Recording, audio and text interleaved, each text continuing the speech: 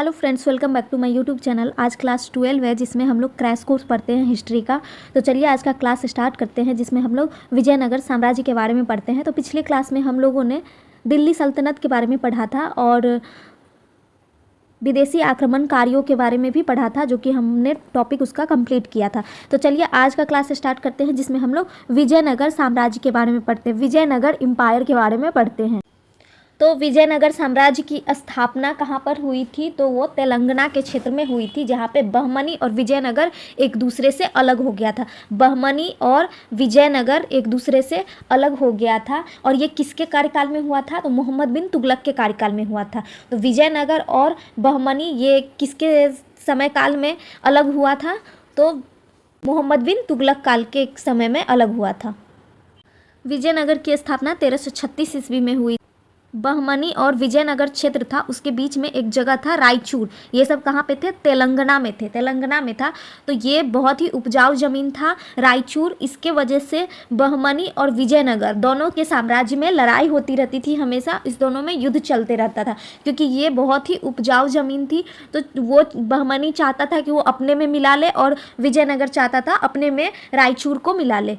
तो बहमनी और विजयनगर दोनों में हमेशा रायचूर के लिए लड़ाई होती रहती थी, लेकिन अंततः विजयनगर जीत गई और बहमनी हार गया। लेकिन एक विजयनगर का ऐसा शासक आया जो कि उसने पूरे विजयनगर को ही ख़त्म कर दिया और अंततः बहमनी का पूरा क्षेत्र हो गया था।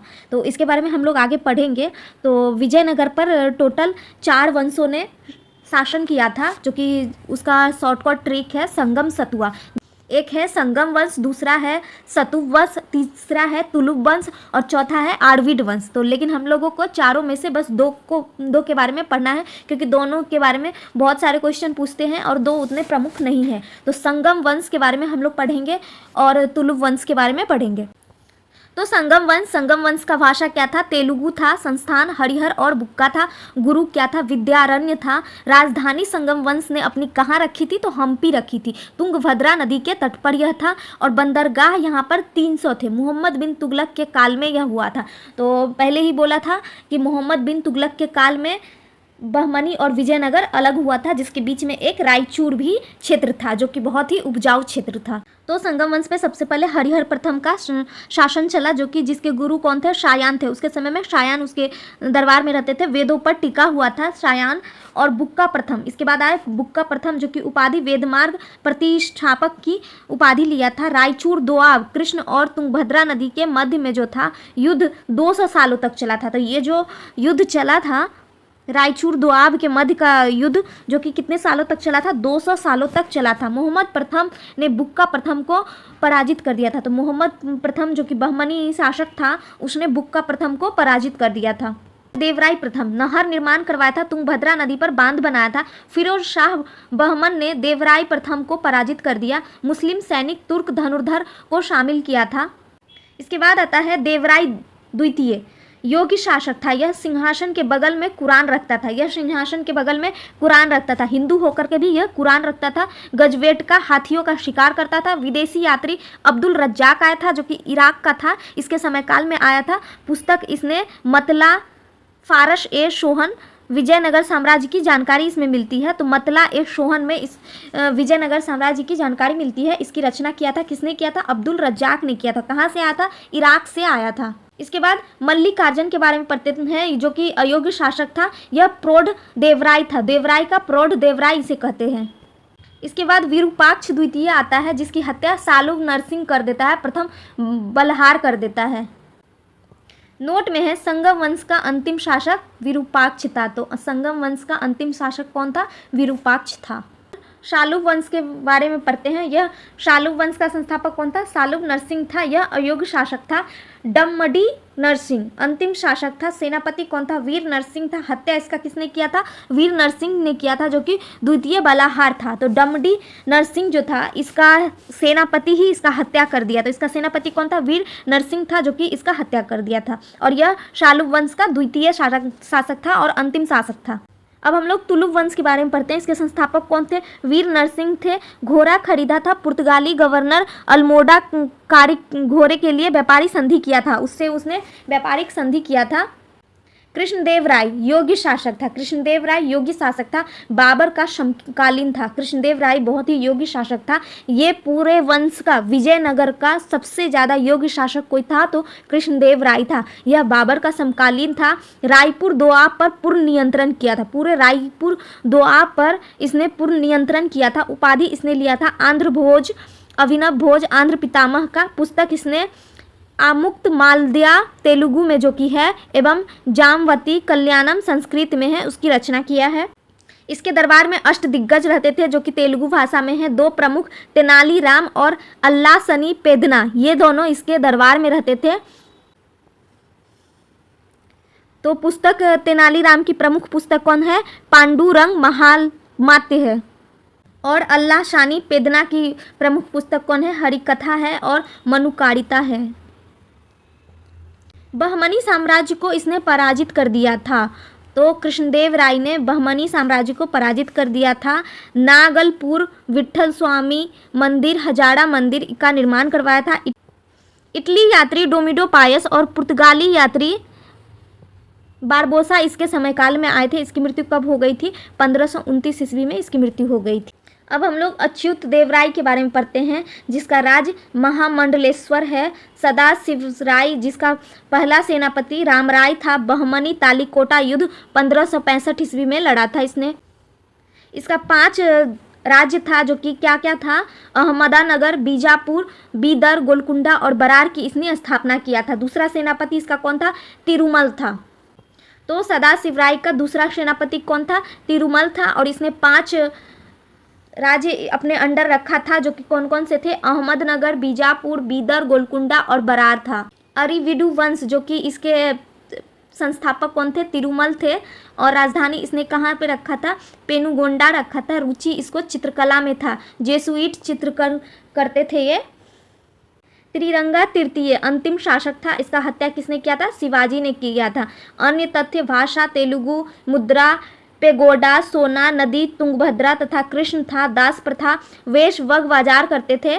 बंदरगाह 300 बंदरगाह थे। खेल शतरंज खेलता था। कृषि कर आथवन किया था। सिंचित भूमि, बागानी भूमि, ऊसर भूमि और जंगली भूमि पर करता था। तो सिंचित भूमि पर सबसे ज़्यादा कर लेता था, बागानी भूमि पर थोड़ा कम लेता था, ऊसर भूमि पर बहुत कम लेता था और जंगली भूमि पर कोई कर नहीं लेता था। अब पढ़ते हैं विजयनगर आने वाला प्रमुख विदेशी यात्री। तो कौन कौन से आए थे और किस देश से आए थे, ये क्वेश्चन पूछा जाता है। तो निकोलो कोंटी ये कहाँ से आए थे? ये आए थे इटली से। अब्दुल रज्जाक फारस के हैं। अब्दुल रज्जाक कहाँ के हैं? फारस के हैं। नुनीज कहाँ के हैं? पुर्तगाल के। डोमिंग पायस कहाँ के हैं? पुर्तगाल के। बारबोसा पुर्तगाल के। माहुआन कहाँ के हैं? चीन के हैं। प्रशासनिक अधिकारी एवं कार्य। अधिकारी और कार्य था। नायक जो था सैनिक भू शांत करता था। महानायक ग्राम सभाओं की कार्यकावियों का निरीक्षण करने वाला अधिकारी होता था। दंडनायक जो होता था सैनिक विभाग का प्रमुख तथा सेनापति होता था। रायसम जो था सचिव कहलाता था। कर्णिकम जो लेखाधिकारी का कार्य करता था। अमर नायक जो था सामंतों का वह वर्ग जो राज्य का सैन्य मदद देने के लिए बाध्य था। आयंगार जो था वंशानुगत ग्रामीण अधिकारी था। पलाईगारे जो था सेनापति या नायक था। स्थानिक मंदिरों को व्यवस्थित करने वाला अधिकारी होता था। मुद्रा कर्त जो होता था शाही मुद्रा रखने वाला अधिकारी होता था। शाही मुद्रा रखने वाला अधिकारी क्या कहलाता था? मुद्रा कर्त कहलाता था। सेंते ओवा जो था ग्राम का लेखाधिकारी करता था। और तलर जो था ग्राम का रखवाला होता था। चौकीदार को तलर कहते थे। गौर ग्राम प्रशासक था। और परुपगार जो था ये स्थान विशेष में राजा या गवर्नर का प्रतिनिधि करता था। प्रशासनिक व्यवस्था जो थी प्रांत था, राज्य या मंडलम था और जिला कोट्टम या वलनाडु था। तहसील या परगना नाडु को कहते थे। 50 गांव मेला ग्राम थे। कुछ गांवों के समूह स्थल या सीमा थे। और प्रशासन की छोटी इकाई क्या होती थी? ग्राम होती थी। अब हम लोग बहमनी साम्राज्य के बारे में पढ़ते हैं जो कि कर्नाटक के थे। बहमनी साम्राज्य कर्नाटक के थे। मुद्रा इसने कौन सा चलाया था? हुन चलाया था। भाषा ये लोग कौन सी बोलते थे? मराठी भाषा बोलते थे। हसन गंगू अलाउद्दीन बहमन शाह था जो कि वास्तविक नाम इसका क्या था? जफर खां था। जफर खां था हसन गंगू का। और पद क्या था? अमीरान ए सदह मोहम्मद बिन तुगलक के शासनकाल में ये आया था। राजधानी इसने क्या बनाया था? अपना गुलबर्गा बनाया था। और हिंदुओं से जजिया कर की वसूली बंद करवा दिया था इसने।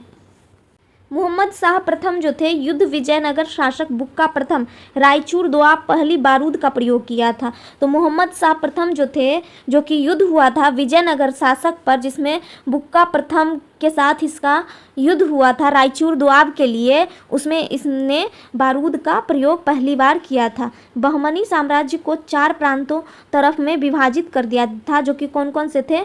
गुलबर्गा, दौलताबाद, बड़ार और विदर थे। फिरोज शाह युद्ध विजयनगर शासक देवराय प्रथम रायचूर दोआब के साथ लड़ा था। वैवाहिक संबंध इसमें इसने बनाया था। वेधशाला की नींव डाली थी। भीमा नदी के किनारे फिरोज शाह नगर की नींव डाली थी। तो फिरोज शाह ने भीमा नदी के किनारे फिरोजाबाद की नींव डाली थी। सियाबद्दुनी ये राजधानी अपनी बीदर रखी थी। अहमद शाह वली या संत कहलाते थे।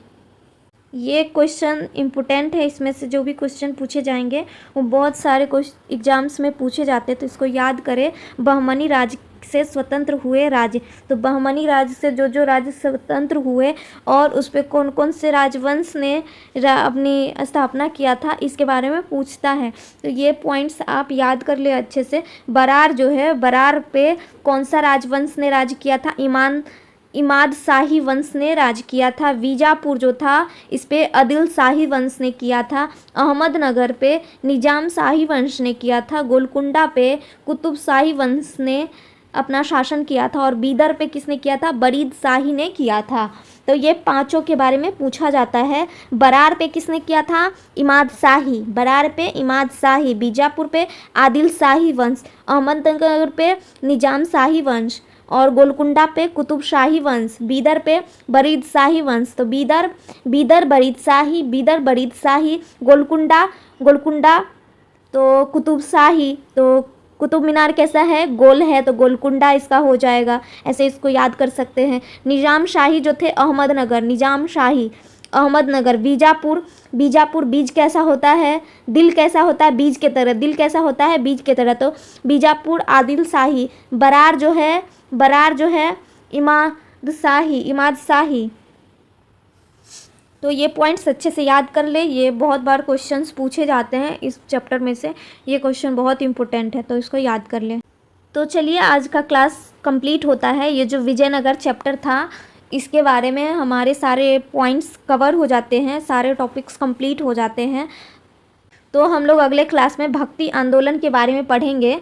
तो भक्ति आंदोलन के बारे में हम लोग अगले क्लास में पढ़ते हैं। ये वीडियो अगर अच्छा लगा हो तो वीडियो को लाइक करें, चैनल को सब्सक्राइब करें, बेल आइकन दबाना ना भूलें। मिलते हैं अगले वीडियो में, तब तक के लिए थैंक यू।